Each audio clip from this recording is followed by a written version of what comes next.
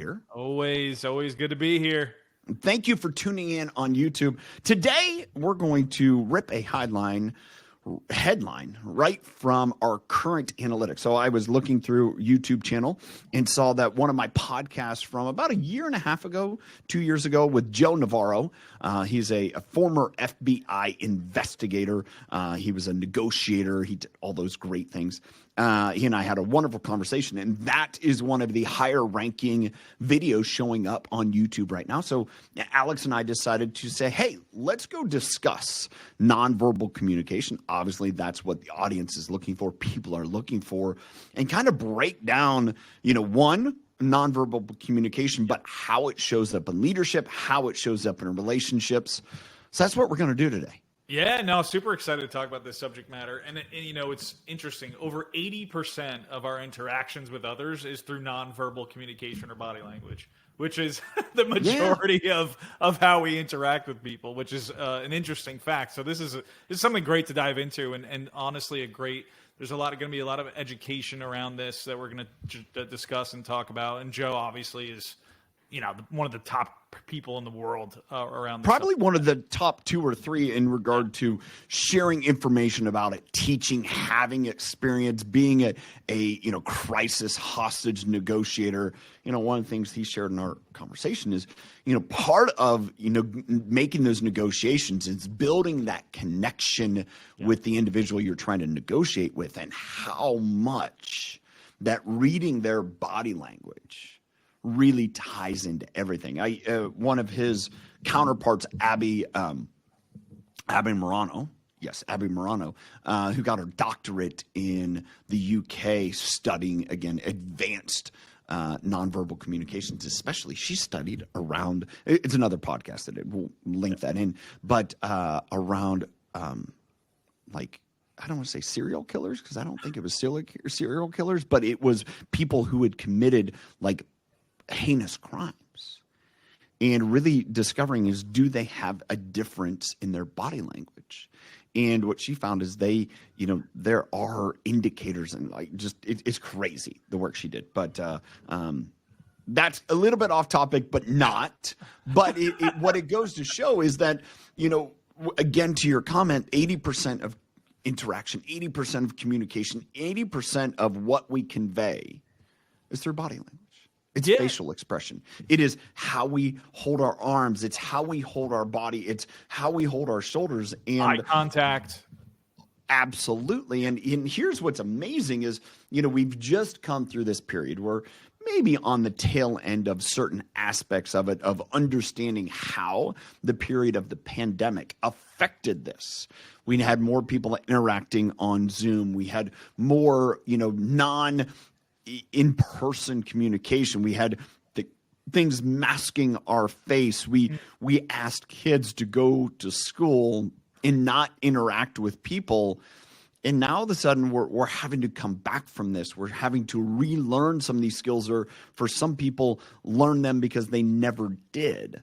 It really makes a dynamic environment today to discuss. Well, Tyler, I wanted to ask you something. If you can recollect, the conversation, you had with Joe around confidence and composure, because I know that was one of the main points you guys were discussing amongst. You spoke for over an hour, but I was curious on what are the main components to a pose or look or gestures that exude confidence or composure. Do you recollect that?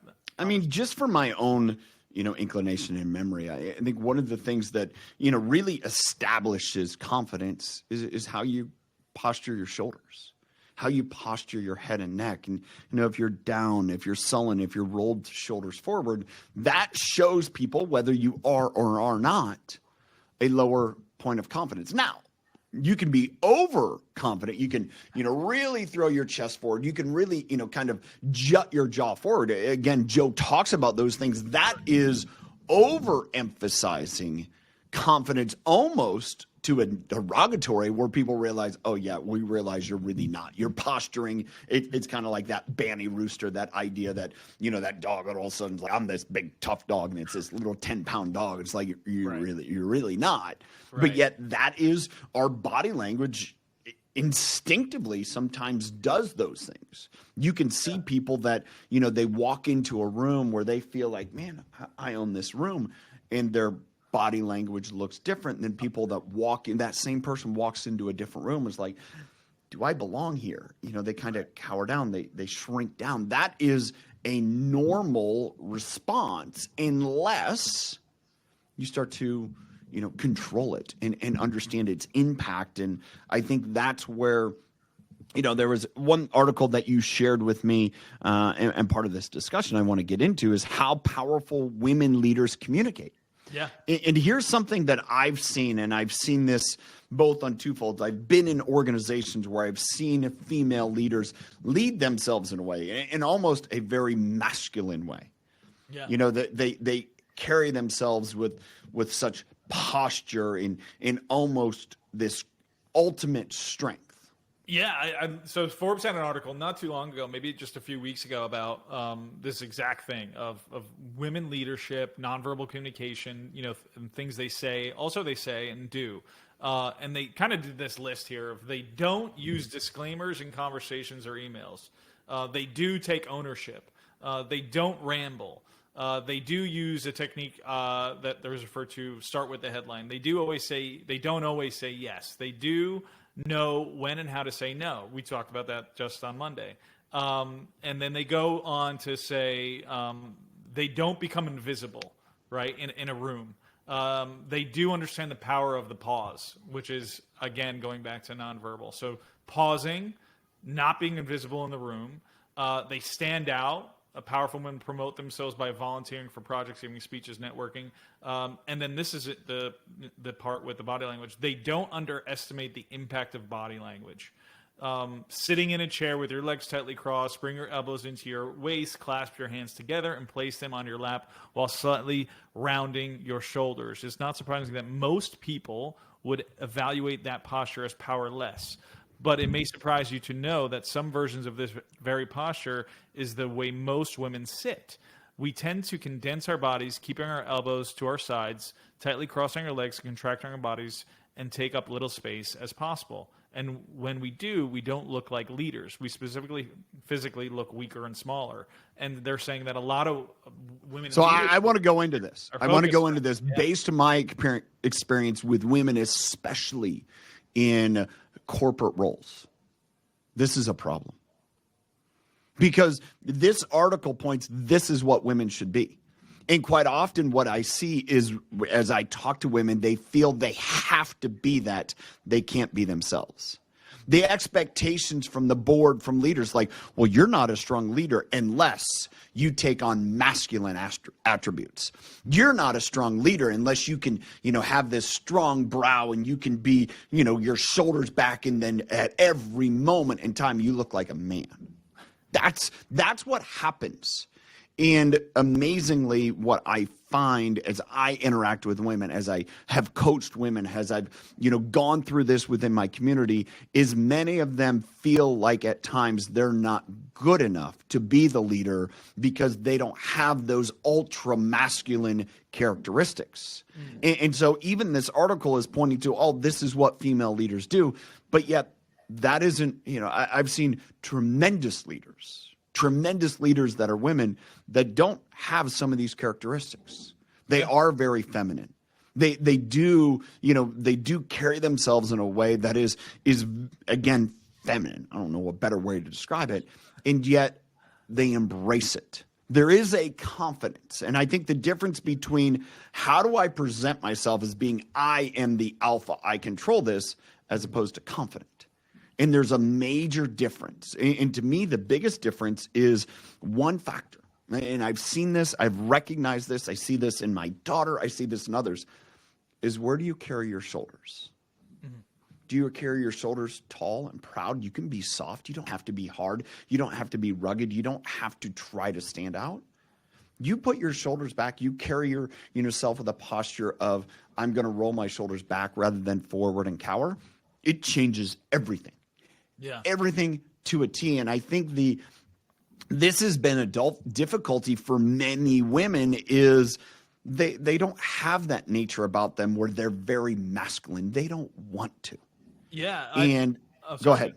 No, I was just going to add to that. I've been blessed and fortunate. I would consider my mom a leader in the fashion space. She's been in it for over 30 years, and observing her, I would say the biggest things I know is like facial expressions. Yeah, she's more of a facial expression and mannerisms.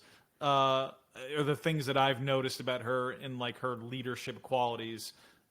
More in because there's all these different forms of nonverbal communication. Yeah. Those are, I remember, the conversation with Joe, like your facial expression also is very important, and the way you communicate, right? Your mannerisms, like I talk sometimes with my hands, are also a part of that. The interesting piece there is oftentimes people will shroud their face. They'll hide there, as whether behind sunglasses, whether behind something. It's like, no, that is your key interactive point. Is the look, the eyes, the smile. One of the biggest things that I have learned, hi honey, that I have learned in my life is I can have a very curt look. Oftentimes it's a furrowed brow. It's for me, it's a lot of concentration. And I've had to recognize, my wife has helped me. It's like, no, you look like you're upset. And I'm like, no, I'm really focused. And one of the things that I've had to impart and take on and recognize is a smile. It goes a long ways to, kind of soften myself and be more inviting to others, and that opportunity to have that demeanor where people want to engage more with. I think often, if I think my interaction with men and women both, the people that smile the most are the ones that you want to be around the most. That's a great takeaway. And it's, I've shared this within, part of my roundtable community is I realize the greatest thing that I can do to make people feel more comfortable around me and more empathetic is just smile. It diffuses my intensity. It absolutely starts to open me up. And that's a simple action that can make an entire difference in an interaction, in a relationship, in even a tough conversation. Say, hey, I'm just going to smile. And I also think breathing. That I know that's also important when you can come into breathing's important. You should breathe. I mean, that's one of those. You don't live very long if you don't breathe, Alex. Maybe you got something else going on that I don't know about. I just try to hold my breath all the time. Okay. If you come into a conversation composed and smiling instead of, I think, and you go, and you just never really frantic, out of breath, and out of breath. Well, where if you. Sometimes you're in these conversations, you're observing something who's just going and going, and they're never taking that, time and pacing to pausing. Yeah. Those are also, things that I've, nonverbal cues that I've, observed and look for, when you're having a conversation. And I think also is most nonverbal that we perform is subconscious, right? Yeah. 100%. And being aware of it. And I think that's what, Joe's so great. He's just so hyper aware of his surroundings and all these nonverbal cues, hyper training and conditioning. And one of the things that I recognize is most people don't understand their body language. Mm-hmm. When's the last time that you recorded yourself to see how you walked, how you carried your body posture? What was your head carriage, your shoulders? How did you, make movements? And now politicians, they study this all the time. They have entire groups that work with them. A lot of professional speakers, the same. It's, actors and actresses, all of these movements, professional athletes, if we start moving into the physical performance realm, absolutely they have individuals that critique their last movements, one, for efficiency, but also strength. Also, the ability to dominate. It's like, how do you carry yourself? How do you prepare yourself, to make a tackle? Well, that body preparation, that body carriage absolutely impacts what your teammates think about you and what your opponent thinks. You just brought up something that I remember every election year. They always do this, and I'm sure Joe's probably been on all the major networks to go over body language and all the debates that are going to be coming up. We should, we should book Joe now, right around that time, and we should do a show with him talking about because they do it with politics all the time, right? What you just said, going over the debate and how he was speaking or she was saying this. Or, we should do that. We should get him booked. Well, one of the great lessons that I had in life, and I had a couple people share this with me, I think I mentioned this before, is I did not understand the impact that I had when I walked into a room. I did not understand that my body carriage, my demeanor, how I walked into a room created a response from people. I just didn't understand it, didn't know. And I had a couple different people that shared that with me. It's like, Tyler, when you walk into a room, your body language sets a tone that can either be good or it can be bad. I did not recognize that. I did not understand that. And, I remember the moment that I did. I was at a John Maxwell event. I was in, I believe, Fort Lauderdale. I think it was in Fort Lauderdale. It was right after COVID. And I remember having that moment and that great distinction. And I walked into a room and I said, oh, my demeanor can absolutely impact this room. Oh, what do I want that to be? Yeah. Do I want it to be that, oh, who's this sullen guy that just looks like he's upset or is like so intense that people are like, oh, dude, all right, I'll just stay away? Or do I want to be someone who's encouraging and inviting and smiling and engaging and connecting? Because those are two massively different displays of body.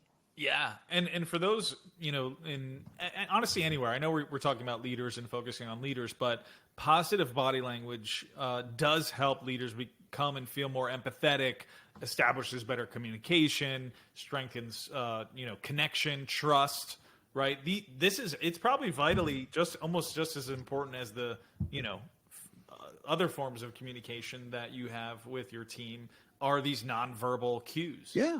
I mean, here's just a simple thing is how inviting are you to have conversations with people? Mm-hmm. If you have a carriage of your body, if you have a look on your face like, don't waste my time, then people aren't going to approach you. But yet, if you have a smile, if you have an engaging, if you're willing to, where it's appropriate, put your hand on someone's shoulder, if it is that contact that you have, that proximity that you have with people in allowing them within your space, then they're going to feel safer to interact with you. They're going to feel like, oh, they do care about me, and it has nothing to do with your words. I remember learning this from John Maxwell. John Maxwell is a notorious, when he speaks, he sits on a stool and he has a high table. And he shares when he started doing that. It's maybe been, I don't know, probably 10, 15 years ago now, probably closer to 15. And he hurt his back. He was playing racquetball. He hurt his back and he had a presentation to go do. And he's like, I can't walk. My wife is getting me dressed. Like, I don't know how I can do this. And so he, goes to the event coordinator and it's like, I don't know if I could be there. The only way I could be there is if I can sit on a stool.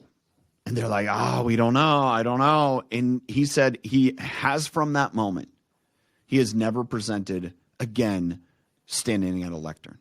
And the reason why is he understood that he was able to connect with the audience better. The conversation, John always starts with, my name is John, I'm your friend. And one thing that he shared in that moment, he was able to convey to people with his body is, I'm not here to impress you. I'm not here to perform. I'm here to be your friend and have a conversation with you. And, I just had a conversation about this yesterday with an young individual in my roundtable, and he shared how that has impressed upon him. And I said, but the reality is, and as you get to know the guy, He truly does care about you. That is him. And I think he, in that process of navigating what's the best way to show up, realized, oh, this gets me closer to where I want to be for people, which is I want to be your friend. I want to be this connected being with you because I care about you and I want to lead you and guide you and not just dictate to you. Yeah, I mean, it just reminds me of Mr. Rogers. Yeah. Right? He just come down, he'd sit in his chair, he'd puts on his sweater. Yeah. And would invite you into his living room and to, educate and play. And it was just this very warm feeling, right? That he really, truly cared about you and how you felt and your emotions. And I think it sounds very similar.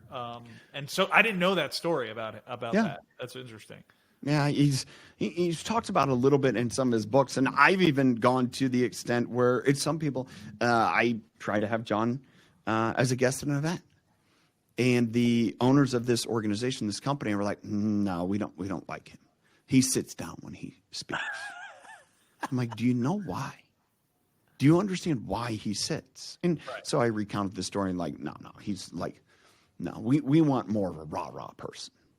I'm like, all right, well, if you're looking for a rah-rah person, doesn't mean they're going to have great content. Right. Who's going to be more effective? And this comes back to the whole body language is, do you recognize that your body language determines the framework of what everyone is going to hear your words as? Yeah. And that is a power. We get back to leaders. We get back to especially women as, this article you brought up, and understanding, all right, do I want to play the game others want me to play? Or am I willing to play my game? And part of playing my game is me understanding, just like I shared with John, where he had to understand how his body language was most effective. Yeah. That's the opportunity for every single leader. Is my body language actually causing is it causing a positive outcome or a negative outcome? And being willing to ask people and being able to be introspective about, when I walk into a room and I have my shoulders and I'm too bold, well, then all of a sudden people are, whoa, who's this guy? As opposed to when I'm more inviting, they're like, oh, yes, great, I can talk to them. Or if you're a woman who, maybe hides in the corner with her arms wrapped around herself and she looks scared and cold, which she might be, but understand that's going to have an impact on people. And it doesn't mean you need to be the life of the party and gregarious. And no, just understand that those make a difference.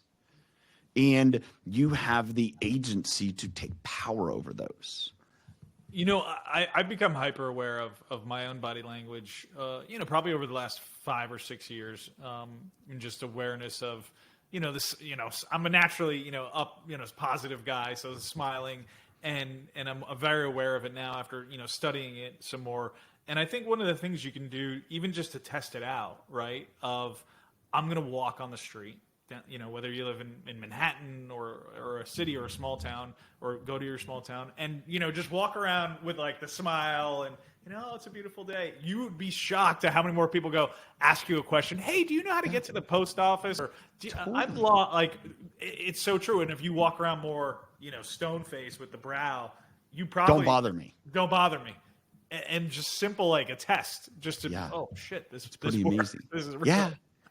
Well, it's funny as we're talking about this, I'm reminded of a book. It's called Cues by Vanessa Van Edwards. And she has an amazing, kind of along these lines, very much of body language and everything else. And in the book Cues, she shares about working with presenters and speakers and doing a research paper on this. And she's talking about going into like conversations with people, and one thing that she advises no speakers: never put your hands above your head like this.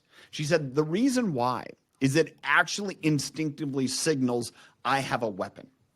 That's what yes, I have a weapon. That's what it instinctively, to a human, if you're shaking your hands like this, it instinctively says I have a weapon. It's pretty amazing what she discovered in this research and what she's written about. And it really is, again, along these lines of either nonverbal communications are demeanor, are actions that are physical in nature, how they impact people. Yeah. And, she shares a quick little story about the difference between one group compared to another and how it was perceived by an audience based upon their cues, their gestures. And one was overwhelmingly negative compared to overwhelmingly positive, and the content was exactly the same. How, in leadership, they're dealing with probably a lot of stress, things of that nature. And I know if I'm stressed in a stressful position or something happened, I can tend to be a little more, highbrowed and just, trying to focus. Intensity. What are there? Do you know if there are things that we can come to balance to help us be like, I'm jumping in this board meeting. I'm about to meet, an important client, and to get us back to like, hey, I need to focus here. We need to get aligned. This is important. They're going to see these facial expressions, and it might come off the wrong way. Like I'm upset at them or mad at them. Or have you ever come through those? I think of a story that I think you were there with me. It was earlier this year where we had an opportunity to listen to Deion Sanders. Yeah. And Deion Sanders was John Maxwell and Don Yeager. Don is the co-author with Deion. And Don shared a moment where they had an issue at the facility. They had an issue there at Colorado. And, Don was set up. He would fly from Florida to Colorado and spend an entire day to do this writing. And Deion's like, not today. And he goes, but Deion shared, it's like, I understood this guy flew here to help me write my book. Like, he's here working for me. And I realized I wasn't in the place to give him what he needed. And so I said, I need a few moments. Now, they turned it into part of the story because Don's like, no. This is too good. Tell me what you're going through. Tell me what's going on. Help me understand what this moment is. And it became obviously a piece they shared, but it was very much a tool that Deion said, hey, in order that I can be my best for people, sometimes I need to step away and say, give me 10 minutes. Yeah. Give me 10 minutes to process this, understand what's going on. Often we have to recognize that it's situational. Rarely is it someone has the worst for you. I want to share a story that kind of happened to me last night. It's raw. I would mention it's not a wound. It is a scar. It's a personal scar. And yet it comes very much into this. So my youngest son is playing high school summer basketball. He's a freshman in high school. He's going to a new school, a bigger school. He was a starter at his previous school in AAU. He had started, and he's going to play for a team where, there's guys that are as good, if not better quality. He's no longer of that starter position today, but he's missed some practices because of football. He's kind of been in and out. Well, they had a game last night. It was a very tight game. Right. And of 12 players, 11 of them got to play. He didn't. And what's interesting is, going through it to see a kid who's kind of dejected and broken, and that moment of, all right, how do you handle it? And, there's great lessons to say, like, well, you knew it was going to be a challenge. You knew it wasn't going to be easy. You knew there's other really good players that you've played against. You had a game on Monday. You didn't play your best. So the coach only knows what he's seen. He doesn't know the product that you've been the last few years, doesn't know the work you do. So you got to put in the work. That's one. Yeah. Number two is you can't let your body language, be a derogatory to the team or whatever, because the coach is going to look at you just like, does this guy really? He doesn't care. Now, here goes to the other extent where I'm going to say to the coach, you missed an opportunity. You messed up. That's all right. We all mess up. And as I pointed to my son, quite honestly, he's like, he was wrong because the coach never talked to him. Coach never, during the game, he didn't say, hey, it's a tight game. I'm not sure how to get you into the rotation. You're not going to get in. This is the situation. He didn't pull him away after 15 minutes of talking to the team after the game. We're talking about summer league game. not a in-season playoff, not this, play. We're talking summer league, right? Yeah. It's borderline rec. Didn't take the moment to pull him aside and say, hey, I know you're the only one who didn't get in. I was trying to this or that. One, I need this out of you more. I need to see this out of you so I have more confidence. He didn't take the opportunity at all. And that's an absolute failure in my belief. And the reason why is because he had the opportunity to make a learning situation for everyone. Yeah. Not just the player that didn't play, but the other 11 guys. Hey, there's going to be moments you don't play. It is what it is, but I'm going to tell you why. I'm going to keep you engaged. I'm going to keep you as a part of the team. And I think as I share this happens in organizations all day long. How do we handle that as a leader? And this is where I want to tie back into the Dion, into how do you handle those rough moments, is understanding you're going to have those moments. Yeah. That's life. You're going to have mistakes. What do you do after that? Yeah, I understand, watching the game and how the coach was using the lineup, and having coached myself. And I said, I can understand what's going on. And I think towards the end of the game, a tight game, he thought he would be able to hold the lead and be able to work the roster to get everyone in. He got caught. And it's totally understandable. Yeah. As a parent, let me just hear this and make sure. I have no desire that my kid is guaranteed playing time. He's got to earn it. But I do expect him to be coached. Yeah. I do expect him to be led, because that's the only way he's ever going to know what the coach wants to get better, to meet their expectations. And I think, again, coming back to this moment with Dion and this, how do you handle those moments? Mm-hmm. Everyone has those moments. How do you create a way to say, all right, I can't let the moment get the best of me. Well, can I ask if I do... Oh, sorry. I have to say, admit it and own it. Yeah. What were you going to say? I was going to ask you about your son. How was his initial reaction? What were the emotions he was going through right after this had happened, and now maybe a day or so? He knew it during the game. Here's what I explained to my wife is, the top 7-8 guys that played, it was a 32-minute game. They probably played on average of 20 to 20 minutes each, whatever. Mm-hmm. They had no idea that my son didn't get in. Mm-hmm. They didn't know. They really didn't. Hey, maybe one of them that is kind of friends with him might have. But I can guarantee who did. The other 3 guys at the end of the bench. Right. They knew. They knew because they understood that, I got in, he didn't. Do they think any less of him? No, quite honestly, because they know, they've played with him and and they're just kind of like, they're thinking that's weird. And this is what they're also thinking. What if that happens to me? I can guarantee that's what they're thinking today. Mm-hmm. Those players are like, he didn't get in. Was that going to happen to me next time? Am I going to just get left and just kind of tossed aside? Mm-hmm. I have no value. Because that's what the coach said. You're not worth my time to play. You're not worth me to talk to. So therefore, you have no value. Whether the coach wanted to display that or not, that's what he told my son and about 3 or 4 other players. By not saying anything. By not saying anything, by not just acknowledging, hey, it's a tight game. You've only done, had 2 practices. I only saw you at 1 practice. I only saw it 1 game. I don't know how to best utilize you. I'm sorry. I'm trying to figure this out, and just being honest. Yeah. Great. I think my son walks away with that. It's like, I get it. I understand. I have to show you how to best utilize me. Okay. That's no problem. I have to show my strengths and skills, so you better know, Mr. Coach. But instead of the coach who's young, I think he's probably only in his late 20s. He doesn't know. Yeah.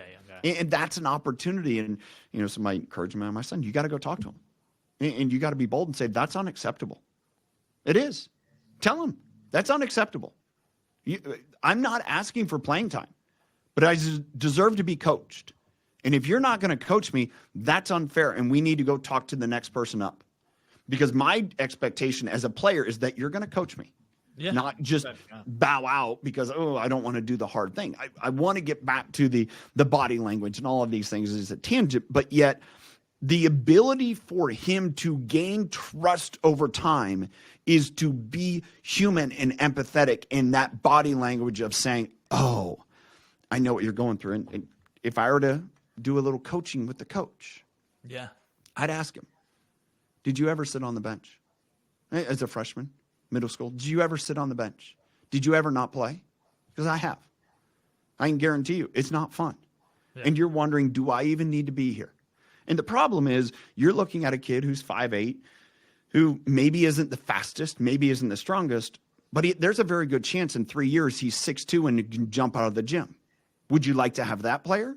Well, if you want to have that player, you better take care of the player now, because that's what happens at 14 compared to 18. Is you have kids that grow 4 or 5 inches. You have kids that grow 4 or 5 inches during a season. Yeah. So if you want that player to be here later when you want them, you sure as heck better take care of them now.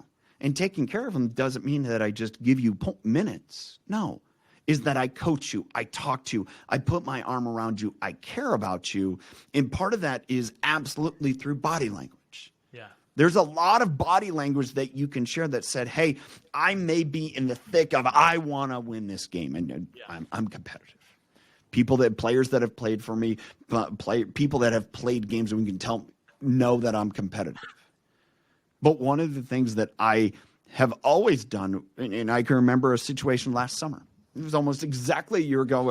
I was coaching some soccer games. I was filling in for the head coach, and it was a great opportunity. And I did. There was a couple games. Kids didn't get in. I said, hey, I want to let you know it's not going to happen. We're limited on substitutions, or, hey, it's a tight game, or whatever else, or this or that. This is how I'm managing the game. But I am letting you know, do you understand? Are we on the same page?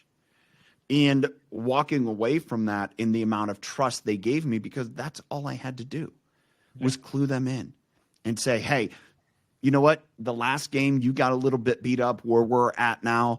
I want you to rest because I need you later. Hey, I don't know the situation they're in, the player that they have, the speed. You're not going to be at your best in this game. I want you to understand why, because I don't want you to get knocked down in your confidence when you go out there and try and get beat because somebody else is less than 100%, and we need to, as a team, as a dynamic. And I think it's not hard. It's not hard. Yeah. But it's not easy. It separates those. I think it separates. It's one of those factors that separate mediocre people from great people, great coaches, great leaders. Just this, what you might think of this small nuance, right? That separates, mediocre from great. This one of the key factors, and the direct connection to leaders and coaches and executives that run teams. Are they aware, when they're not communicating with certain team members, that they may feel like, and they could be that younger person who one day could be a great sales 100%. Executive, whatever it may be.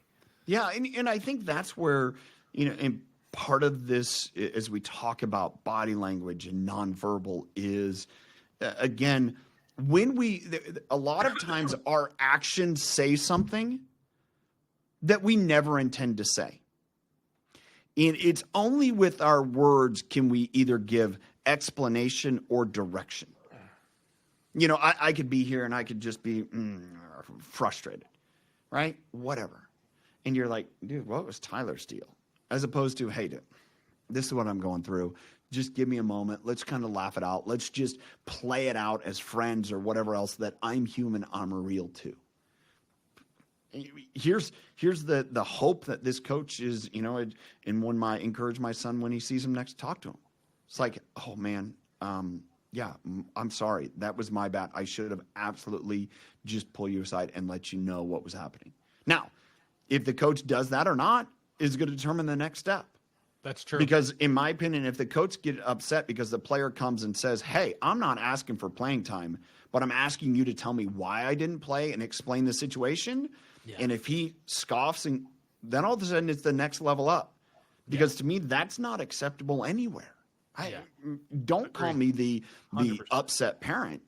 And you call me the upset parent because I expect a level of leadership and coaching. And if that's not being done, my kid doesn't deserve, no one deserves playing time. They have to earn it. Yeah. Okay, great. Then give them the parameters to earn and stay consistent with it. And you aren't consistent with it, then you're going to have issues. Yeah. It's no different in organizations. If you expect people to do something without communication, then you have no bearing if they'll ever accomplish it. Absolutely. Hey, Tyler, I know we mentioned John Maxwell earlier in the conversation. You have an event coming up this July. Yeah, July 29th, 30th, Coeur d'Alene, Idaho, which is absolutely beautiful in the summertime. Pacific Northwest summers is probably the best in the world. I'm just going to say it. July 29th, 30th, Coeur d'Alene, Idaho. Spend time with John, Graham Cochran, a previous podcast guest, Jake Thompson, Katie Casada, also previous podcast guest. It'll be a wonderful, amazing 2-day event. Spend time with people, learn, grow, intimate. Less than 120 people. So part of that is by design, so people get the most out of it through interaction, connection with others, and really this deep learning and growth period. So you can go to my website, tylerdickerhoof.com, to sign up, or in the show notes, we will have the link to the event registration page. Beautiful. Looking forward to that event with you, and it's going to be a great time. It's going to be fun.